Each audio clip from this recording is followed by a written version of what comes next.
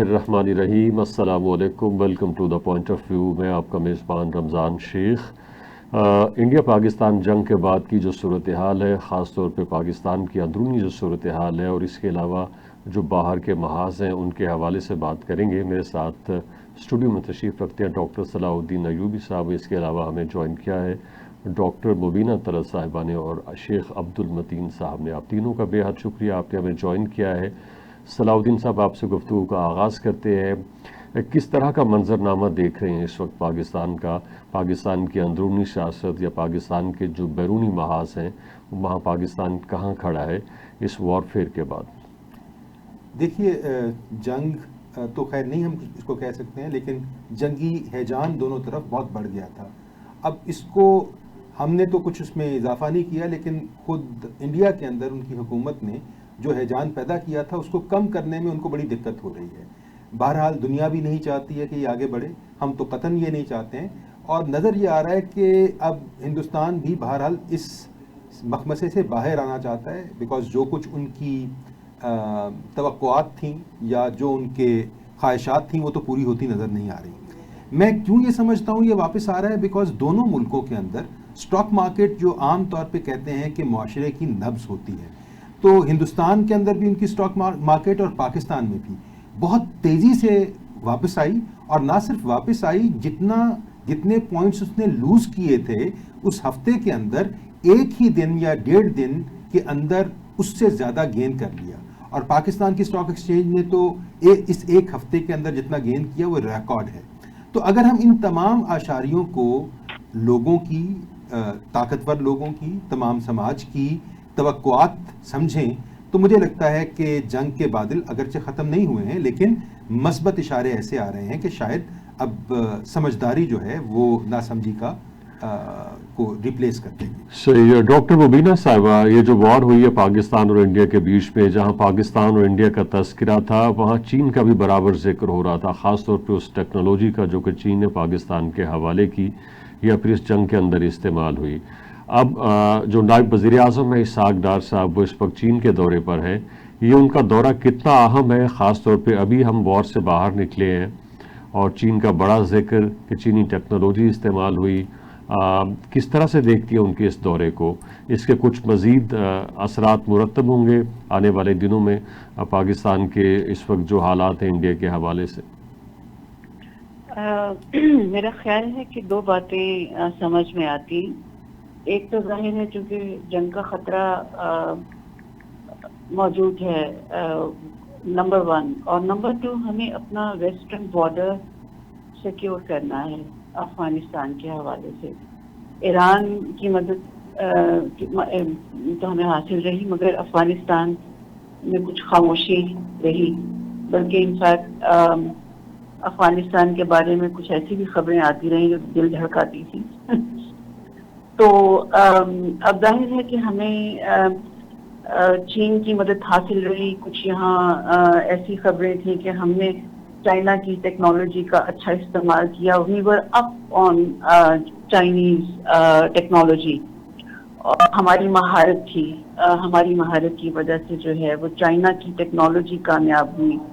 कुछ खबरें थी जो कह रही थी कि चाइना की टेक्नोलॉजी की वजह से हम कामयाब हुए। तो बहरहाल दोनों ही बातें अपनी जगह पर दुरुस्त हो सकती हैं।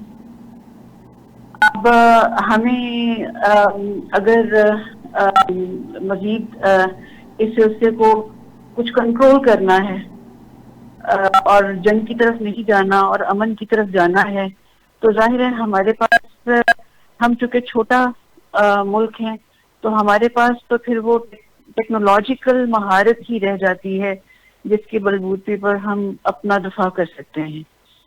और इस वक्त सब चीज़ों से बढ़ के जो है वो, क्योंकि ये देखिए मेन खतरा जो है ना वो मौजूद इसलिए है कि पानी का मसला अपनी जगह पर मौजूद है, और इंडिया का बार बार कहना ये है कि सिंध ताश मुआहिदा जो है वो मुअत्तल रहेगा। अब ये एक बहुत खतरनाक बात है। ठीक है, इस तरफ आते हैं मैम। ठीक है, ये पानी के मसले की तरफ भी आते हैं। अब्दुल मतीन साहब, एक चीज पाक भारत जंग के बाद फाइट किया, जो खुल के सामने आई वो कश्मीर का मसला था। वो लगता था कि इससे पहले एक तरह से वो दफन हो गया है या उसका जिक्र नहीं हो रहा। पाकिस्तान अखलाकी और सियासी और समाजी तौर पर उसका जो है वो जिक्र करता था, मगर जिस तरह से जान होती है इस इशू के अंदर वो नहीं थी। और फिर इंडिया पाकिस्तान के साथ ख़ास तौर पे जो बायलैटरल इश्यूज़ हैं उनके ऊपर बात भी नहीं करता था। वर्ल्ड फोरम्स के ऊपर जाके कहता था कि जी हम आपस में बात करेंगे, लेकिन पाकिस्तान के साथ वो बात नहीं करता था। तो इस जंग के नतीजे में हमने देखा कि कश्मीर के मसले ने एक दफ़ा फिर जो है सबकी तवज्जो हासिल की। तो किस तरह से हम इस तवज्जो को सस्टेन कर सकते हैं या करा सकते हैं कि ये मसला जो है सॉल्यूशन की तरफ जाए, बजाय इसके कि इसके ऊपर फिर मट्टी पड़ जाए जिस तरह से कि दहाइयों से पड़ी हुई थी। देखिए, जहाँ तक ताल्लुक है मसले कश्मीर का, क्योंकि ये कोई दुतरफा मसला नहीं है, और हम देखते हैं कि पाकिस्तान ने हमेशा कश्मीरियों की बात की है, कश्मीरियों के हक़ खुद इरादत की बात की है, अक़वाम मुत्तहिदा की करारदादों की बात की है। लेकिन हम देखते हैं ये खुद इंडिया है, अगर ये मसला हल नहीं हुआ या अगर अमन के लिए कोई खतरा है, ये इत्सेल्फ भारत है, क्योंकि उसका जो स्टबबॉर्न स्टैंड है। जहाँ तक कश्मीर का ताल्लुक है, क्योंकि अक़वाम मुत्तहिदा में करारदादे भी मौजूद है और सलामती काउंसिल की 18 करारदादे इस हवाले से पास हुई है। देखिए जी, अगर हम हक़ाइक़ को तस्लीम नहीं करेंगे और अगर हम झूठ का सहारा लेंगे, तो उसका मतलब ये नहीं है कि मसला ख़त्म हुआ है। भारत का आज तक तरीका यही रहा है कि जब भी कश्मीर के हवाले से उसको बात करनी चाहिए थी, क्योंकि खुद ही भारत ये मसला अक़वाम मुत्तहिदा में लेके गया है, लेकिन हम देखते हैं कि इफ्तारी भी वही रहा है। तो हम समझते हैं कि इस वक्त जो पोजीशन है, जो हम देखते हैं कि दोनों जो ममालिक है, एक छोटी सी जंग भी हुई है, और हम समझते हैं कि जब तक हम कोर मसले को एड्रेस नहीं करेंगे तब तक ये तनाज़ात होते रहेंगे, ये वाक़ात होते रहेंगे। ये जो फॉल्स फ्लैग ऑपरेशन इंडिया करता है, कभी पुलवामा के सूरत में, कभी पहलगाम की सूरत में, ऐसे वाक़ात होते रहेंगे। हमें चाहिए कि हम कोर इशू की तरफ तवज्जो दें, वो है मसले कश्मीर। ठीक है डॉक्टर सलाहुद्दीन साहब, हम देखते हैं कि पाकिस्तान के अंदर जितनी भी दहशत गर्दी है या उसकी कार्रवाइयाँ हैं, चाहे वो खैबर पख्तूनख्वा हो, चाहे वो बलूचिस्तान हो, उसके पीछे इंडिया का हाथ होता है, क्योंकि वो बाकायदा तौर पर अफ़गानिस्तान के अंदर मौजूद है। 2 दर्जन से ज़्यादा उसकी एम्बेसीज हैं जो वहाँ पे काम कर रही हैं, और हम बलूचिस्तान में ऐसे बहुत से जासूस पकड़ते हैं जो कि एतराफ़ करते हैं कि जी हमारा ताल्लुक़ इंडिया के साथ है। कुलभूषण उसकी एक बहुत बड़ी मिसाल मौजूद है। और फिर जाफ़र एक्सप्रेस हालिया जो हमला हुआ है, और उसके अंदर जो लोग मुलविस थे जिनका ताल्लुक़ BLA से था, उन्होंने भी एक तरह से एतराफ़ किया। तो कितना ज़रूरी है पाकिस्तान के लिए कि पाकिस्तान अब बलूचिस्तान के अंदर एक ऐसा ऑपरेशन लॉन्च करे जिससे कि BLA कमज़ोर हो, उसके साथ जितने लोग मिले हुए हैं वो पकड़े जाएं और उनकी बेखनी हो, कलाकमा हो।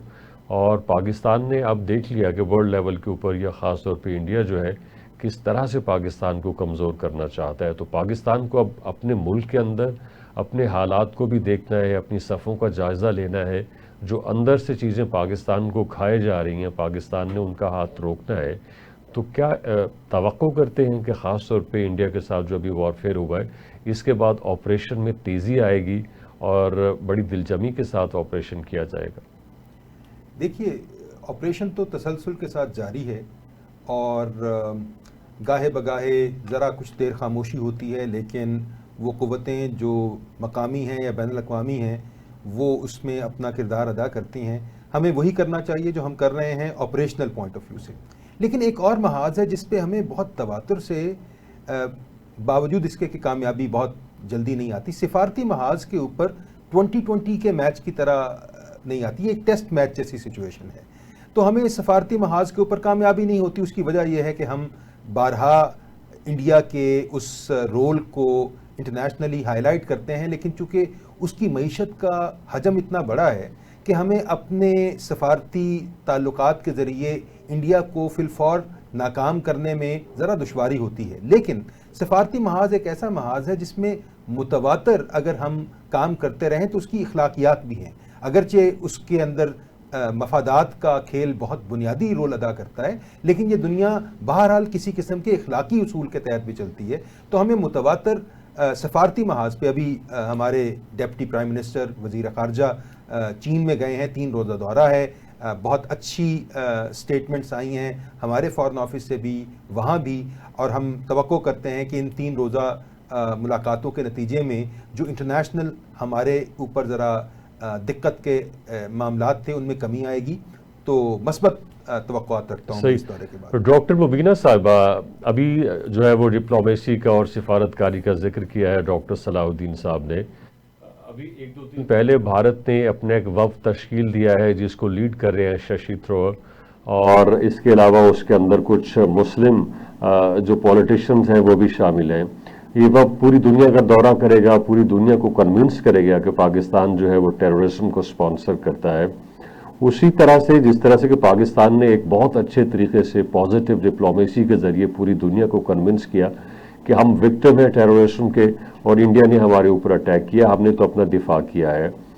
تو وہاں پہ ششی تھرور کو آپ جانتی ہیں، ان کا بڑا نام ہے انٹرنیشنل ڈپلومیسی کے اندر، بڑے سفارتکار رہے، یونائٹڈ نیشنز کے عہدوں کو بھی وہ آلموسٹ پایا چاہتے تھے.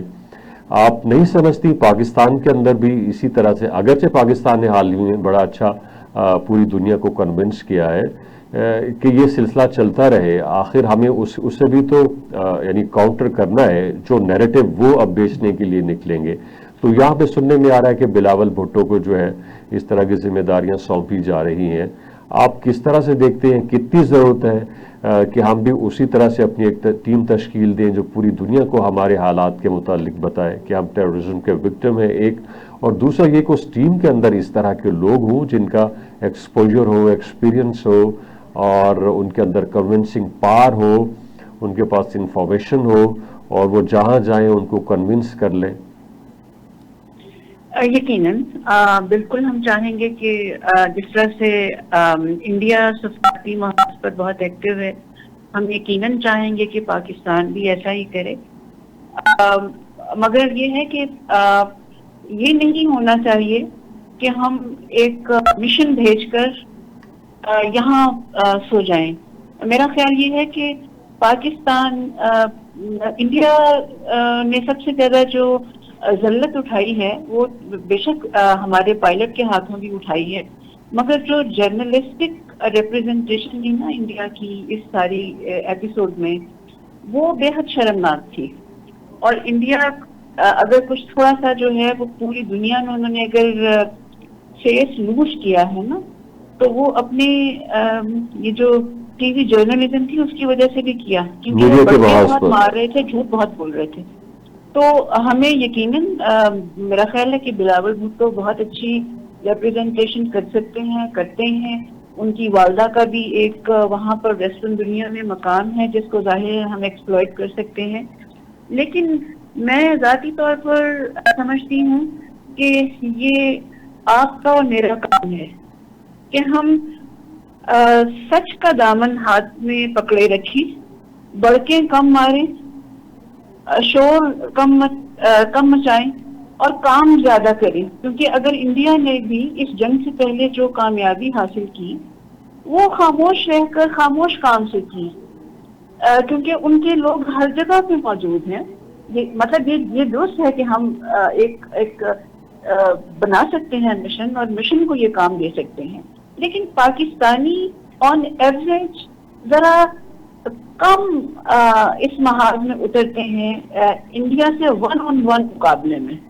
لیکن اس دفعہ آئی تھنک اس جنگ نے تھوڑا سا ہمیں جگایا ہے. امید یہ ہے کہ ہمارے لوگ جو ہیں وہ اس سفارتی کام کو صرف سفارتی مشن تک محدود نہیں کریں گے، بلکہ انفیکٹ یہ پوری قوم کا کام ہے. ہم جہاں کہیں بھی ہوں اپنی جگہ پر جو کام ہمیں کرنا ہے، یہ صرف کیونکہ ہم کم ہیں نا، تعداد میں کم ہیں، تو ہمیں تو we need all hands together. اور اس میں یہ ہے کہ جو ہمارا ایک انٹلیکچوئل طبقہ ہے، یونیورسٹیوں میں جو پروفیسرز ہیں، جو جرنلسٹ ہیں، جو لوگ پاکستان سے باہر رہ رہے ہیں، موجود ہیں، اور اب غالباً اس جنگ نے ان کو یقیناً اور بھی جگایا ہوگا، ان کا کچھ جذبہ زیادہ بیدار ہوا ہوگا اور انہوں نے یہ جو پچھلے کچھ عرصے سے جو ہماری بھی سیاسی صورتحال بنی ہے جس میں پاکستانی جو ہیں وہ تھوڑا سا ایکٹیو ہونے پر اب آمادہ نظر آتے ہیں، امید ہے کہ وہ سوچیں گے کہ ان کو اپنے ملک کے لیے جو ہے وہ ایک جنگ لڑنی ہے، اور ظاہر ہے ہمارا سب سے قدیم دشمن تو یہی ہے، بھارت ہے، اور ہم سونا افورڈ نہیں کر سکتے۔ بالکل سی عبد المتین صاحب، آپ کے کانٹیکٹس ہیں انڈین آکوپائڈ کشمیر کے اندر، کشمیر کا جو ایشو ہے ایک بار پھر بڑے عرصے کے بعد الائی ہوا ہے، تو وہاں کیا فیلنگز ہیں، وہ کیا فیل کر رہے ہیں؟ کیونکہ ہم دیکھتے ہیں کہ انڈین میڈیا کے اندر اس وقت وہاں کا جو کشمیر ہے جس کے اوپر بھارت کا قبضہ ہے اس کی آواز نہیں ہے، اس کے حوالے سے بات نہیں کی جاتی، اور اس کا کہیں ذکر نہیں ہے وہاں پہ کیا ہو رہا ہے، کیا ایٹراسٹیز ہیں، کیا ظلم ہو رہا ہے۔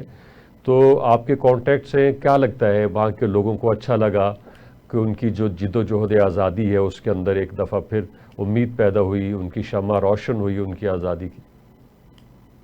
دیکھیے، یہ اللہ تعالیٰ نے جس طرح پاکستان کو اس وقت ایک بہت بڑی فتح دی ہے، کیونکہ اس کا ایک براہ راست جو اثر ہے وہ مقبوضہ کشمیر کے عوام پہ ہے، کیونکہ ہم سمجھتے ہیں کہ اللہ کے بعد اگر کوئی ہے وہ ہے مملکت خدا داد پاکستان۔ دوسرا، ہمیں یہ بھی ذہن میں رکھنا چاہیے، کیونکہ جب 1947 میں جب تقسیم ہوا دو قومی نظریہ کے تحت، اور کشمیر کو ایک سازش کے تحت یعنی اس کے ساتھ ایک کھیل کھیلا گیا ہے، تو ہم سمجھتے ہیں کہ پاکستان اور جو کشمیر ہے ہم الگ الگ نہیں ہے، اور اسی لیے ہم دیکھتے ہیں کہ جو آپ نے بتایا ہے کہ وہاں پہ جو پابندیوں کے حوالے سے آپ دیکھ لیجئے کتنی بڑی ویلی ہے ہماری، اور 10 لاکھ کی فوج وہاں پہ موجود ہے، یعنی ہر کوچے پہ ہر چوراہے پہ یہ فوج جو قابض فوج موجود ہے۔ پھر آپ دیکھ لیجئے اس قابض فوج کے پاس اختیارات کتنے ہیں، یعنی جب ہم بلیک لاز کی بات کریں گے کیونکہ بات لمبی نہ ہو جائے، یعنی بے انتہا ان کے پاس اختیارات ہیں، یہ کسی کو بھی مار سکتے ہیں، کسی کو بھی اٹھا سکتے ہیں۔ تو اس وقت جو مقبوضہ کشمیر کی جو عوام جو فیل محسوس کر رہی ہے، جس طرح اللہ تعالیٰ نے یعنی بھارت کو رسوا کیا، کیونکہ پاکستان نے جو بھی کارروائی کی ہے وہ جوابی کارروائی کی ہے، یعنی جس طرح ہم کشمیری بھی چاہتے ہیں کہ کشمیر کا ایک ریزولوشن ہونا چاہیے، ہم بھی چاہتے ہیں کہ مذاکرات کے ساتھ یہ مسئلہ حل ہونا چاہیے، پاکستان کی بھی یہی ہے کہ مذاکرات کے تھرو یہ مسئلہ حل ہونا چاہیے، لیکن ہم سمجھتے ہیں کہ اگر یہ پیسفل مینز کے ساتھ حل نہیں ہوتا تو اس کے لیے بھی سب سے بڑی جو رکاوٹ ہے وہ بھارت خود ہے۔ اس لیے ہم یہ سمجھتے ہیں کہ یہ جو اس وقت بھارت نے یعنی یہ جو جارحیت کی ہے اور اس کا جس طرح پاکستان نے جواب دیا ہے، یہ خوشی نہ صرف پاکستانی عوام کے لیے ہے بلکہ مقبوضہ کشمیر کے عوام بھی اسی طرح اس خوشی میں ٹھیک ہے۔ ڈاکٹر صلاح الدین صاحب، اس وارفیئر کے نتیجے میں ہم نے دیکھا ہے کہ اسٹیبلشمنٹ یا پھر ہمارے جو سیکیورٹی کے ادارے ہیں، ہماری افواج ہیں، چاہے وہ فضائیہ ہو، چاہے وہ بحریہ ہو، چاہے وہ بری فوج ہو، سب مضبوط ہوئے، حکومت مضبوط ہوئی، اور اس کے سامنے جو بھی مشکلات تھیں وہ ختم ہو گئیں۔ اور آپ کو لگتا ہے کہ اس کے نتیجے میں اپوزیشن جو تھی وہ کمزور ہوئی، کیونکہ اس نے اس طرح سے اس کے اندر پارٹیسپیٹ نہیں کیا، حصہ نہیں لیا، اگرچہ لیا مگر تھوڑا ہچکچاتے ہوئے، تو اسے تھوڑی سی پسپائی ہوئی، تھوڑا وہ کمزور ہوئی، اس کے موقف کو شکست ہوئی۔ ظاہر ہے کہ اب اس کی جو اپوزیشن تھی، یہ جو حکومت ہے وہ مضبوط ہوئی، تو آف کورس وہ تو کمزور ہوئی۔ پھر دیکھیے، یہ جو سیاست کا کھیل ہے نا، یہ تو سام سیڑھی کا کھیل ہے، کوئی اوپر جاتا ہے کوئی نیچے جاتا ہے۔ ریاست کا کھیل اس سے مختلف ہے۔ ریاست کو ہر روز نئے مسائل کا سامنا ہوتا ہے، وہ نمٹتی رہتی ہے، چیلنجز دیتی ہے، تو جب ریاست مضبوط ہوتی ہے تو سبھی مضبوط ہوتے ہیں۔ اس مضبوطی کو مزید بڑھانے کے لیے ان کو ایک اشتراک عمل وضع کرنا ہوتا ہے۔ بدقسمتی سے یہ ہماری آج کی نہیں، یہ تاریخ یہی ہے کہ ہم دیر تک اپنے اجتماعی مشکلات کو اجتماعی مفادات میں حائل ہونے دیتے ہیں۔ یہ ہماری بڑی کمزوری ہے ریاست کی سطح پہ۔ تو کردار تو ظاہر ہے کہ کبھی اپوزیشن، ابھی نیا بجٹ آنے والا ہے، مشکلات ہی مشکلات ہیں، ابھی ہمیں ایک سہولت ملی IMF کا، وہ ہمیں نیا ٹرانچ مل گیا، ایک سہولت مل گئی۔ تو ریاست کے مشکلات سبھی لوگوں کی مشکلات ہوتی ہیں، چاہے وہ حکومت میں ہو یا اپوزیشن میں ہو، اور ریاست کی مضبوطی سبھی کے لیے مضبوطی کا باعث بنتی ہے۔ تو اگر ہم ریاست کی اس مضبوطی کے اس وقت کو، اس دورانیے کو اجتماعی مفادات کے کو بڑھانے کے لیے استعمال کر سکیں تو یہی کامیابی ہے. تو ملک اس طرح نہیں آگے بڑھ. آپ ششی تھرور کا ذکر کر رہے تھے, وہ انڈین نیشنل کانگریس سے ہیں 15 سال سے, لیکن اس موقع پہ انہوں نے مودی کے بالکل بیک پہ کھڑے ہو کے ایک ٹرو انڈین کی طرح وہ ساتھ لے کے چلے. وہ اپوزیشن کے ممبر ہیں لیکن وہ چیئرمین ہیں فارن افیئرز کمیٹی کے.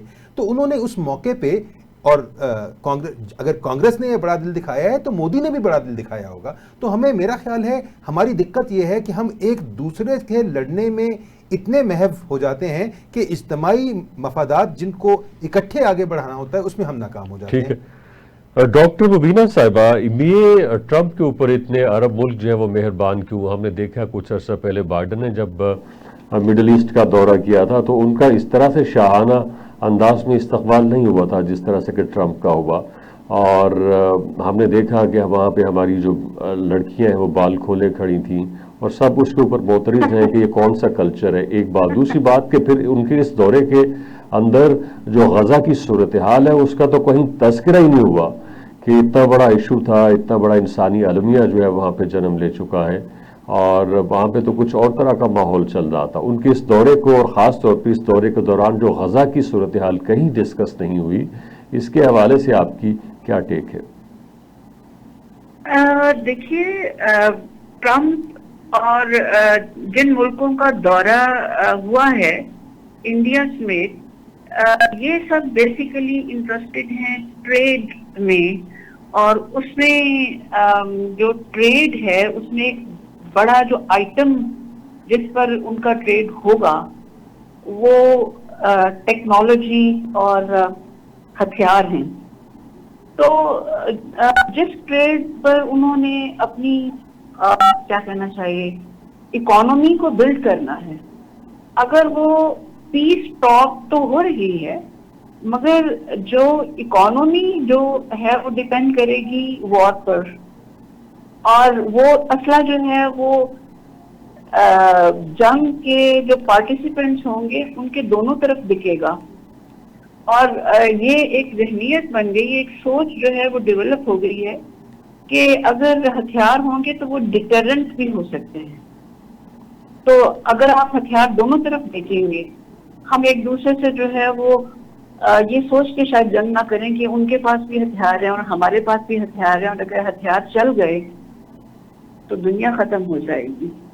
تو ظاہر ہے کہ یہ جو ٹریڈ کی ذہنیت ہے, ہم اس پر یہ تو بہت ایک آرگیومنٹ ہے نا کہ فار اینڈ اگینسٹ کی یہ اچھی چیز ہے, یہ بری چیز ہے. ہمارے بہت سارے لوگ ہیں جس بات سے خوش ہوتے ہیں کہ ٹرمپ جو ہے وہ ڈیل کرتا ہے اور پیس میکر ہے اور پیس کی بات کرتا ہے. Not at all, I am basically afraid. مجھے تو بہت خوف آتا ہے کہ ٹریڈ کس چیز کا ہوگا. آفٹر آل ٹریڈ تو جو ہے وہ ٹیکنالوجی کا ہوگا یا جنگی ہتھیاروں کا ہوگا, تو اس میں سے پیس کہاں برآمد ہوگا. یہ تو ایک سوچنے والی بات ہے. اور انفارچونیٹلی ظاہر ہے ہمارے جن ملکوں نے جو ہے وہ بال کھول کر اس کا استقبال کیا ہے, اب وہ اسی ٹیکنالوجی کے پیچھے بھی ہیں, اور انہوں نے یہ طے کر لیا ہے کہ اگر ہم اسرائیل کے ساتھ ہاتھ ملا کے چلیں تو شاید ہم دنیا میں زیادہ کامیاب ہوں گے. اور یہ بات ہے بھی درست, وہ دنیا میں کامیاب ہو بھی سکتے ہیں, مگر سوال یہ ہے کہ آفٹر آل دنیا کی کامیابی تو وہ آلریڈی اچیو کر بھی چکے ہیں. ہم نے دیکھا کہ غزہ کے مسلمانوں کا جو حال اسرائیل نے کیا ہے, اس میں عملی طور پر کوئی ملک نہیں اتر سکا. اب پتہ نہیں اس کے پیچھے کیا سوچ ہے. وہ یہ سمجھتے ہیں کہ اگر انہوں نے اس میں اتر کر کچھ غزہ کے مسلمانوں کی مدد کی تو پھر صورت ہو سکتا ہے کہ وہ ان کی جو ترقی ہے دنیا کی اس میں کچھ کمی واقع ہو جائے گی. ہو سکتا ہے کہ یہ شارٹ ٹرم ان کا ایک نقطہ نظر ہو سکتا ہے جب وہ ہتھیار بہت زیادہ حاصل کر لیں تو ہو سکتا ہے کہ ان کا نقطہ نظر بدل جائے, ہو سکتا ہے کہ اعتماد ان میں زیادہ آ جائے. مگر ہسٹری کے اس مقام پر اس مومنٹ میں ایک بہت ہی خطرناک بیلنس آف پاور جو ہے وہ ٹلٹ, وہ اگر ادھر ہو گیا, ہتھیاروں نے اگر بیلنس کو زیادہ بھی ٹلٹ کیا اور کسی کی بھی خودی پر تھوڑا سا جو ہے وہ وہ اس میں کریک ہوا اور ہتھیار اگر چل گئے تو the world will be no more. یہ تو بہت ہی ڈینجرس گیم ہے. یہ جو ٹرمپ ہے نا, یہ جو پیس میکنگ ہے, یہ بڑی ہی ڈینجرس ہے. بالکل. سی عبد المتین صاحب, یہ جو آپ نے دیکھا ہے کہ جب سیز فائر ہوا تو اس کی خلاف ورزی خود انڈیا نے کی. ہمیں اس بات کا علم ہی نہیں تھا کہ سیز فائر 1 ہفتے کے لیے ہوا ہے, 10 دن کے لیے ہوا ہے, 12 دن کے لیے ہوا ہے. مگر انڈیا کی طرف سے اس طرح کی باتیں آتی رہتی تھیں کہ سیز فائر اتنے دن کا ہے اور اس کے بعد پھر ہم دیکھیں گے. اور پھر ہمارے جو ڈیفنس ایکسپرٹس ہیں وہ بھی یہ کہہ رہے تھے کہ ہم انڈیا کے اوپر ریلائی نہیں کر سکتے اور یہ ایک دفعہ پھر کچھ اس طرح کی حرکت کریں گے جس طرح سے اس نے پہلے کی ہے. تو اب ہمیں پاکستان کو کیا ویجیلنٹ رہنا ہے, انڈیا کے اوپر بالکل ریلائی نہیں کرنا ہے, وہ کسی بھی طرح سے کسی بھی وقت جو ہے پاکستان کے اوپر اٹیک کر سکتا ہے, یا اب سیز فائر ہے اسی کو آگے جو ہے بڑھایا جائے گا, آپ کسی معاملات سلجھاؤ کی طرف جائیں گے, چاہے وہ پانی ہے, چاہے وہ کشمیر ہے, چاہے وہ ٹیرورزم ہے, یا پھر کو بالکل پہلے والی صورتحال ہوگی؟ ذرا مختصر بتائیے گا. دیکھیں جی, ہمیں یہ نہیں بھولنا چاہیے کہ بھارت کا ماضی کیا ہے. اگر ہم ماضی کی طرف دیکھیں گے تو بالکل ہمیں ویجیلنٹ بھی رہنا چاہیے اور ہمیں کسی خوش فہمی میں نہیں رہنا چاہیے. اس کی بنیادی وجہ یہ ہے جو ہمارا یہ دشمن بھارت ہے, یہ پنتیرے بدلنے میں دیر نہیں لگاتا اور یہ لاتوں کے بوت باتوں سے نہیں سمجھتے ہیں. تو آپ اس وقت بھی اگر آپ دیکھیں گے یہ جو 6-7 مئی کا واقعہ ہوا, پھر یہاں سے 10 مئی کا جو واقعہ ہوا ہے, تو اگر آپ دیکھیں گے اس پہ تجزیہ کریں گے تو یہ بھارت ہی تھا جس نے یہ جارحیت کی تھی. یعنی ابھی وہ واقعہ پہلگام میں نہیں ہوا تھا اور اس نے پاکستان پہ الزامات شروع کیے تھے. تو اس لیے ہم سمجھتے ہیں یہ جو بھارت جھوٹ کا سہارا لیتا ہے. اور آپ آج دیکھ لیجیے بھارت میں بھی اب وہ قوتیں سامنے آ گئی ہے جنہوں نے اب مودی کو کہا ہے کہ آپ ہمیں جواب دیں. یہ جو آپ نے ایک ایسے ہی طوفان کھڑا کر رکھا تھا کہ یہ دہشت گرد ہے, انہوں نے کیا ہے, تو آپ اس وقت کہاں پہ آپ کی پوزیشن کیا ہے. تو ہمیں ہر لحاظ سے ویجیلنٹ رہنا چاہیے. بالکل صحیح. ٹھیک ہے. ڈاکٹر صلاح الدین صاحب, یہ کیا پیپلز پارٹی جو حکومت کو جوائن کر سکتے ہیں؟ اب تو بہت اچھے حالات ہیں, معاشی حالت بھی اچھی ہے, جنگ کے بعد نکلے ہیں, اوورآل ایکسیپٹنس ہے اس وقت حکومت کی عوام کے اندر, پذیرائی مل رہی ہے, ہر طرف ان کے گن گائے جا رہے. وہ حکومت میں شامل تو ہیں لیکن اس کی ڈیکلیریشن نہیں ہے, اور وہ ڈیکلیریشن میرا خیال زرداری صاحب جب محسوس کریں گے کہ ان کو ذمہ داریوں کا بوجھ اٹھانے میں بھی دلچسپی ہے تو وہ شاید ہوں. اگر ہو جائے تو اچھی بات ہے, حکومت مضبوط ہوتی ہے, زیادہ شیئر ہولڈرز جب اس کے اندر ہوں, لیکن یہ زرداری صاحب کی اسیسمنٹ کے اوپر ہمیں انتظار کرنا پڑے گا, وہ کیا سمجھتے ہیں. اصل کے حوالے سے بات کریں گے. ہمارے ساتھ موجود ہیں مہوش مختار صاحبہ, سپورٹس جرنلسٹ ہیں. مہوش صاحبہ, آپ کا بہت شکریہ, آپ نے ہمیں جوائن کیا. یہ انڈیا پاکستان وار کی وجہ سے آخر ایسا کیا ہوا کہ جو پی ایس ایل کی سٹینڈنگز تھیں اس کو وہ بالکل ہی بدل کر رہ گئیں. ایسی ٹیمیں جو نیچے تھیں وہ اوپر آ گئی ہیں اور جو اوپر تھیں وہ بالکل نیچے چلی گئی ہیں. تو کیا ہوا اس دوران؟ یہ سر وار فیئر سے پہلے بالکل ہی الگ تھا. آپ نے دیکھا ہوگا کہ اسلام آباد یونائٹیڈ ٹاپ پہ جا رہا تھا, انبیٹڈ تھا, ایسا لگ رہا تھا کہ اس کو کوئی ہرا نہیں سکتا. ایک میچ میں اس کو جو ہے شکست کا سامنا کرنا پڑا, باقی تمام جو سینیریو تھا وہ ٹوٹلی ڈفرینٹ تھا.